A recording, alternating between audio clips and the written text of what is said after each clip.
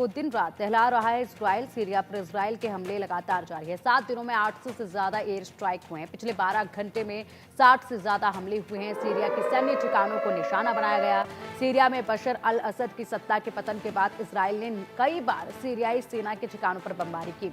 इन हमलों के बारे में इजराइल का कहना है कि ये हमले आतंकवादी ताकतों को हथियार हासिल करने से रोकने के लिए किए जा रहे हैं। इजराइल ने पिछले 12 घंटे में सीरिया में अलग अलग जगहों पर 61 मिसाइलें दागी। अनुमान है कि बशर अल असद के सत्ता छोड़ने के बाद से इजराइल ने सीरिया में करीब 800 हवाई हमले किए हैं।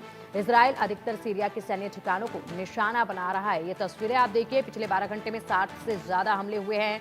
सीरिया के सैन्य ठिकानों को लगातार निशाना बनाया जा रहा है। सीरिया को दिन रात दहला रहा है इजराइल, और इसी के साथ हमले जो हैं वो लगातार जारी है। इजराइल लगातार सीरिया पर जिस तरीके से हमला कर रहा है, उसके बाद की ये जो तस्वीरें आप देख पा रहे हैं, ये देखिए, ये तस्वीरें हैं पिछले 12 घंटे में 7 अटैक किए हैं और सैन्य ठिकानों को जो है वो लगातार निशाना बनाया जा रहा है। और इसी के साथ बशर अल असद के जाते ही सीरिया के अंदर घुसकर इजरायली सेना का कब्जा जमाने और अब इलाके की डेमोग्राफी बदलने की जो योजना है उस पर मुस्लिम देश भी भड़के हुए नजर आ रहे हैं। सऊदी अरब के साथ ही कतर, संयुक्त अरब अमीरात और इराक ने गोलान हाइट्स पे इजरायली कदम की आलोचना की है। और चलिए, अब अधिक जानकारी के लिए हमारे सहयोगी अजय जांड्याल हमारे साथ जुड़ गए हैं। अजय, देखिए, बशर अल असद के जाते ही सीरिया के अंदर घुसकर इजरायली सेना जो है कब्जा करने की पूरी फिराक में नजर आ रही थी, और उसके बाद जो है 12 घंटे में 60 हमले जो हैं अब तक किए जा चुके हैं। सैन्य ठिकानों को लगातार निशाना बनाया जा रहा है, जिसकी निंदा भी जो है तमाम मुस्लिम देश कर रहे हैं। इस चीज की आशंका पहले से बनी हुई थी कि आखिरकार सीरिया में जब जो हुआ है उसके बाद क्या होगा। लगातार सीरिया में बदलते हालात का फायदा जो है सीधे तौर पर अब इजराइल ले रहा है। खासतौर पे आप देखें तो येलोन हाइट्स की बात की जाए या आसपास के इलाकों में इजराइल अब अपना कब्जा जमाने लगा है। इतना ही नहीं बल्कि नेतन्याहू की तरफ से जो है एक चीज और साफ कर दी गई है, और उन्होंने एक बयान अपना जारी करके कहा है कि वो वहां पर जो इजरायली लोग हैं, ज्यूज जो हैं, उनको बसाने की वो कर रही हैं, और उनकी वहां पर बसाने के लिए हजारों करोड़ रुपए वहां पे खर्च होंगे, जिसमें स्कूल्स बनाने हैं, बाकी वहां पे कॉलोनीज को जो है वो डेवलप किया जाएगा। और उसके पीछे की वजह है कि वहां पर डेमोग्राफिक जो चेंजेस हैं उसको करने की बात की जा रही है। लगातार पिछले कुछ दिनों में अगर आप देखें तो इजराइल के हमले जो हैं वो तेज हुए हैं। बीते अगर 24 घंटों की बात करें तो 7 हवाई हमले जो हैं वो इजराइल की तरफ से किए गए हैं, जिसका मकसद सीधे तौर पर उस इलाके पर कब्जा जमाना है। और पूरी तरीके से वह इजराइल जो ग्रेटर इजराइल की बात की जाती है नेतन्याहू की तरफ से, उसको आगे बढ़ाने का एक पैंतरा जो है वो लग रहा है। बिल्कुल, इसे अंतर्राष्ट्रीय कानून का उल्लंघन भी जो है वो बताया जा रहा है। कतर की तरफ से कहा गया है कि अंतर्राष्ट्रीय कानून का उल्लंघन किया जा रहा है। जिस तरीके से बस्तियों के विस्तार को लेकर यहाँ पर बात जो है वो इजराइल की तरफ से की गई है, उसको लेकर अगर बात की जाए अजय, तो आगे किस तरीके से हालात इस पे देखे जाएंगे, क्योंकि अब निंदा जो है वो की जा रही है कड़ी, लेकिन इजराइल जो है वो पीछे हटने को तैयार नहीं है और दिन रात यहाँ पर लगातार अटैक जो है वो कर रहा है। अपने कब्जा जमाने की जो रणनीति है उस पर लगातार इजराइल की तरफ से काम किया जा रहा है। आगे किस तरीके से हालात जो है वो देखे जाएंगे? देखिए, अगर आप देखें तो पिछले कुछ समय में जो चीजें हो सकती थी, जो चीजें होने की जो अपेक्षा की जा रही थी, वो ये था कि इजराइल जो है हमास पर जब कब्जा अपने उस इलाके में जमा लेगा तो उसके बाद उसे खत्म होगा।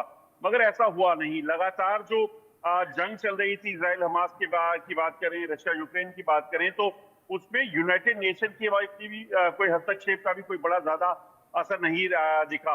तो ऐसे में कहीं ना कहीं अब यूनाइटेड नेशन जो है वो डिफंक्ट सा माना जा रहा है, और उसी वजह से आप देखें तो आज इजराइल जो है वो सीरिया में घुसकर वहां पर अपनी कब्जे को जमाने की जो कोशिश कर रहा है, तो उसका साफ अंदेशा है कि इजराइल की मंशा जो है अब अपने आप का विस्तार करने की है, और उस विस्तार के तहत ही उन्होंने इस इलाके पे कब्जा जमाकर वहां पर क्या करना है, किस तरीके से जो है डेमोग्राफिकल चेंजेस जो है करनी है, ताकि आगे के समय में इस जगह पर कोई खतरा ना रहे, उस चीज की तैयारी कर ली गई है। किस तरह से मिलियन रुपीस जो है इन्वेस्ट करके वहां पर कॉलोनीज बनानी है, यूथ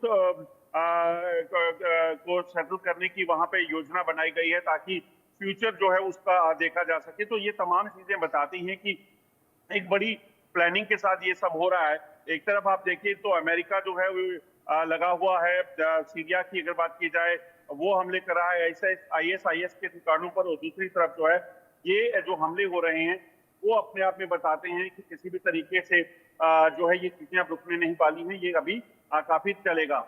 बिल्कुल, अंतर्राष्ट्रीय समुदाय से भी अपील की गई है कि सीरियाई क्षेत्रों में इजरायल के हमले को रोकने के लिए कानूनी और नैतिक तौर पे जिम्मेदारी को जो है वो पूरा किया जाए। क्या इसमें कोई हस्तक्षेप होता नजर आएगा? हालांकि असर जो है इसका होता नजर नहीं आ रहा है, लेकिन बावजूद इसके जिस तरीके से अंतर्राष्ट्रीय समुदाय से अपील की जा रही है कि यहाँ पर अपनी कम से कम जिम्मेदारी जो है वो कानूनी और नैतिकता दिखाएं। देखिए, बिल्कुल जिस तरीके से जो अपेक्षा ये थी कि जो है अंतर्राष्ट्रीय समुदाय जो है वो इस पे काम करेगा, मगर आप देखें तो पिछले 3 सालों से जो जंग चल रही है, चाहे वो रशिया यूक्रेन की बात की जाए, उसके बाद इसराइल हमास का जो इस जंग का सिलसिला शुरू हुआ और सीरिया में हालात खराब हुए, तो आप देखें तो अंतर्राष्ट्रीय समुदाय जो है इसमें कोई ज्यादा कुछ कर नहीं पाया, उसका हस्तक्षेप जो है वो कोई ज्यादा रिजल्ट नहीं दे पाया। तो यकीनन उसी वजह से मुझे लगता है कि बहुत ज्यादा अपेक्षा उससे की नहीं जा रही, और यही मौका जो है वो इजराइल को भी मिला है।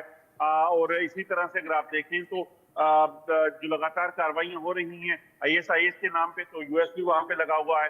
तो ऐसे में कहीं ना कहीं अंतर्राष्ट्रीय समुदाय जो है वो अंडर पावर माना जा रहा है, जिस वजह से वो उस तरीके से हस्तक्षेप नहीं कर पा रहा, ना जंग रोकने में और ना ही अब सीरिया पे जब इजराइल जो है वो अगर कब्जा जमाने की बात कर रहा है किसी इलाके पे, तो उसमें। बिल्कुल, और 50 साल बाद इस तरीके से इजरायली सेना की कार्रवाई देखी जा रही है। काफी नुकसान जो है अब तक पहुंच चुका है। हमलों को लेकर अगर बात की जाए तो किस तरीके से अपडेट फिलहाल सामने आ रहे हैं? जिस तरीके से दिन रात वहां पर हमले जो है वो किए जा रहे हैं, किन किन चीजों को निशाना जो है वो खासतौर पर बनाया जा रहा है? सैन्य ठिकाने तो प्रमुख निशाने पर है, उसके अलावा देखिए, अगर आप एक चीज देखें तो पहले जब सीरिया में हालात खराब हुए, वहां तख्ता पलट हुआ, जब वहां से असद जो है, जो वहां के राष्ट्रपति थे, वो निकले, उसके बाद अगर आप देखें तो जो हुआ उसमें इजराइल ने सबसे पहले एक बयान जारी किया, नेतन्याहू ने, जिसमें कहा गया कि लगभग उनके जो बॉर्डर्स हैं उनके साथ लगता 10 किलोमीटर का जो इलाका है, वहां पर वो अपनी जो सेना है उसको काबिज कर रहे हैं, ताकि अपने देश को कोई खतरा जो है सीरिया से ना हो, क्योंकि वहां पर हालात खराब हैं। उसके बाद अगर आप देखें तो ये सिलसिला रुका नहीं। अब ऐसी तरह से बाकी जो इलाके हैं जहां पर इजराइल को लगता है कि उनको अपने साथ मिलाया जा सकता है, वहां पर हमले तेज करके वहां पर जो है इस कार्रवाई को किया गया, और उसके बाद वहां उस इलाके को हथियाने का सिलसिला शुरू हुआ। हमले कर कर वहां पर उस चीजों पर काबिज होने का मतलब साफ है, वहां पर अपने शहर को बसाने का, अपनी कम्युनिटी को बसाने का मतलब साफ है कि ये चीजें जो है बड़ी सोची समझी रणनीति के तहत बन रही हैं, और उसको आगे भी जारी रखने की जो है वो सीधे तौर पर कवायद जो है वो शुरू की गई है।